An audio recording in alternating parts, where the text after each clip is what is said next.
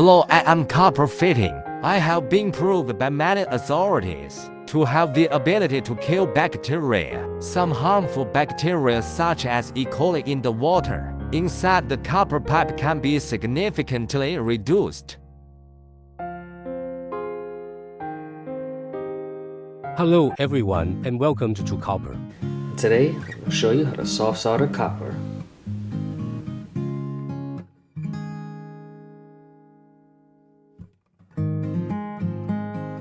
And today's lesson on how to solder copper will be a basic one, as this video is intended for beginners. We're going to begin by cutting our pipe, and today we are working with 1/2 inch. We're going to take our pipe cutter and set it into place, and every 3 full spins or so on the pipe we can tighten down 1/4 inch on this knob, and we will repeat this process until our pipe is cut.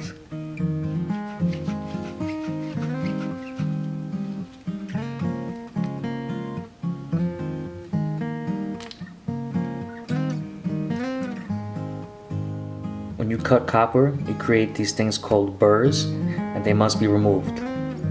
This is a deburring tool, and this is used to shave off those burrs.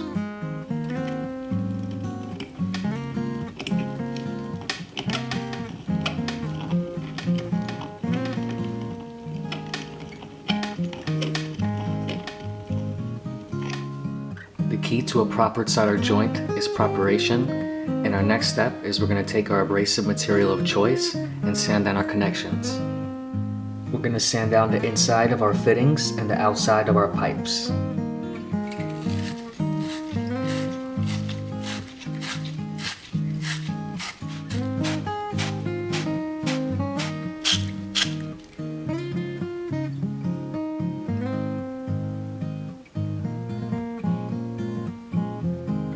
Once we have completed evenly sanding down the pipe and fittings, we can apply a thin layer of flux on the outside of the pipe and the inside of the fittings.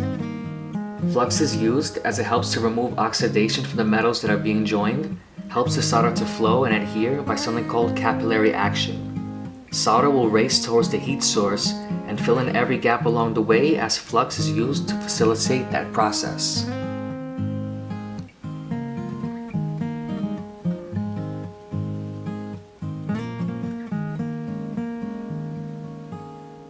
Alright, so I fit my pipes together, and I did lay out a fireproof mat underneath just in case we have excess solder that falls down.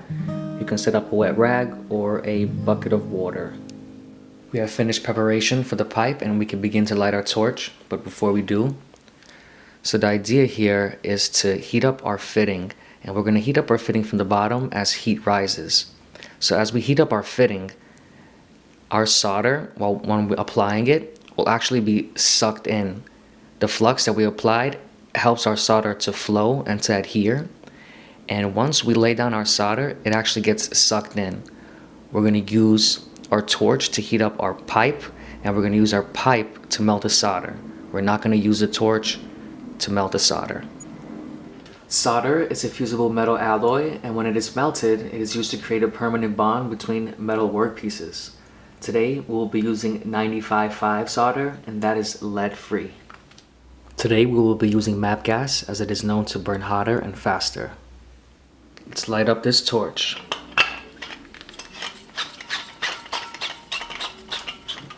Alright guys, here goes nothing. Let's light it up.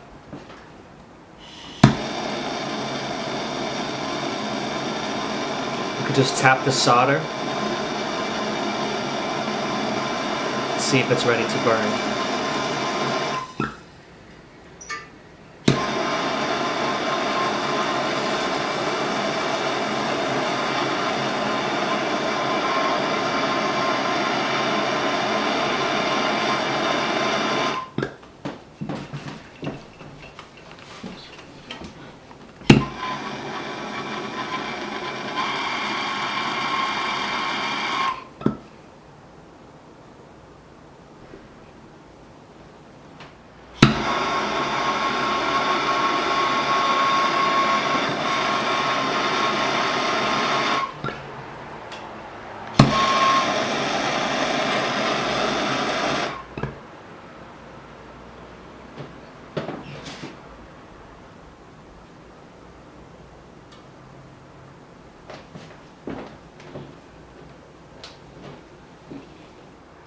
It's important to not disturb the solder while it's wet.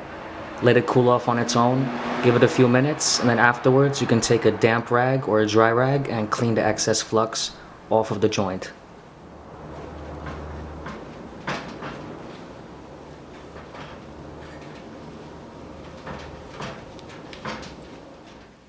Now that is a beautiful thing right there. And that's it.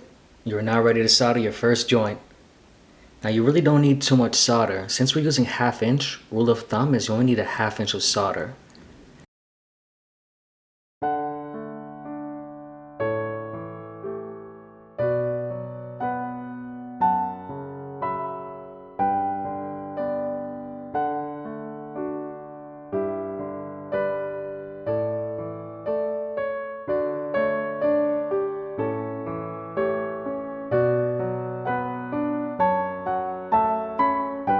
Let's see the product testing.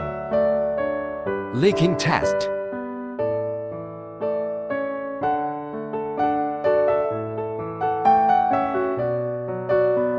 Dimension inspection. Dimension inspection of copper fittings involves manually verifying the physical dimensions of the fittings to ensure they meet the required specifications and tolerances. Copper fittings are commonly used in plumbing and HVAC systems to connect copper pipes and tubing.